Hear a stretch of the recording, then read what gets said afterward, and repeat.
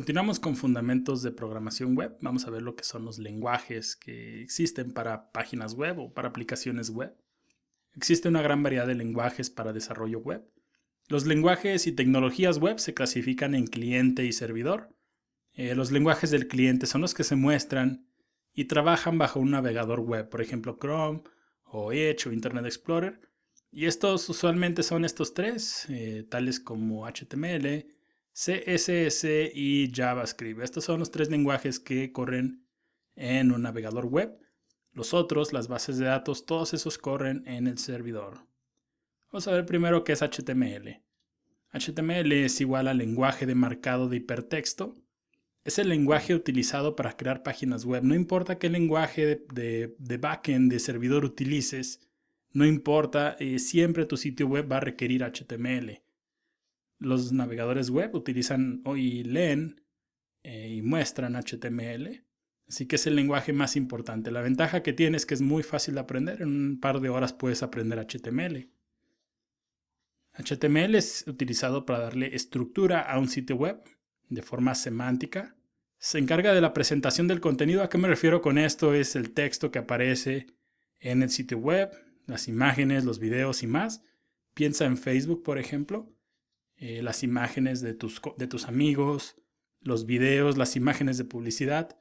Todo eso se imprime por medio de HTML, que utiliza un lenguaje del servidor, sí, y que utiliza una base de datos también, pero se imprime por medio de HTML al final.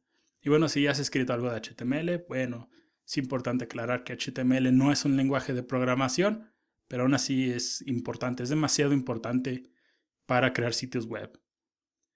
La versión actual es HTML5. Actualmente va la versión 5.2. Se cree que este año estará listo 5.3. Y vamos a ver qué viene siendo CSS. CSS es acrónimo de Cascading Style Sheets u hojas de estilo en cascada. Describen cómo se van a ver los elementos que definimos en el HTML. CSS y HTML van totalmente de la mano. En un sitio web lo que escribes en HTML le das los estilos, así se le conoce, que es darle colores, tamaños, espacios, animaciones a los distintos elementos del HTML.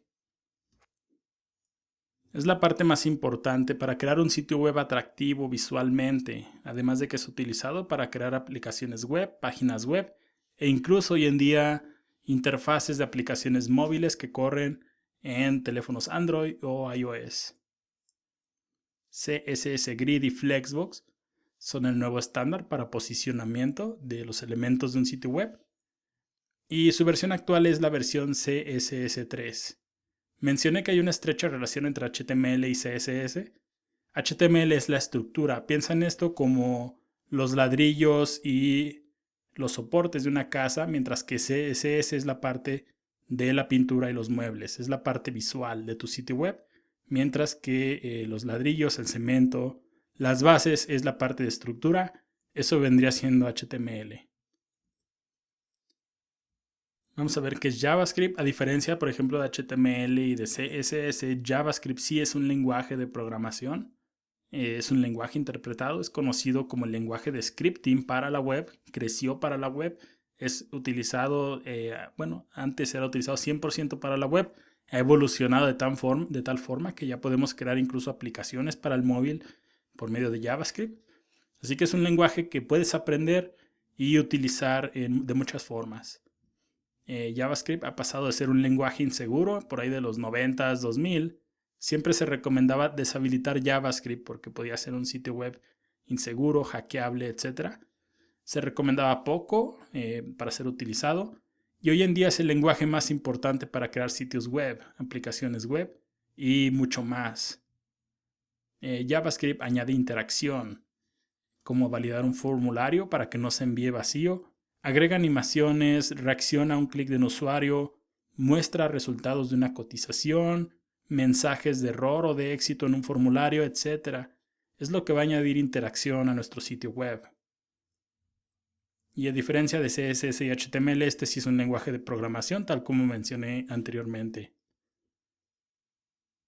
Lenguajes del servidor, esto lo veremos en el próximo video para continuar aprendiendo las diferencias entre los distintos lenguajes.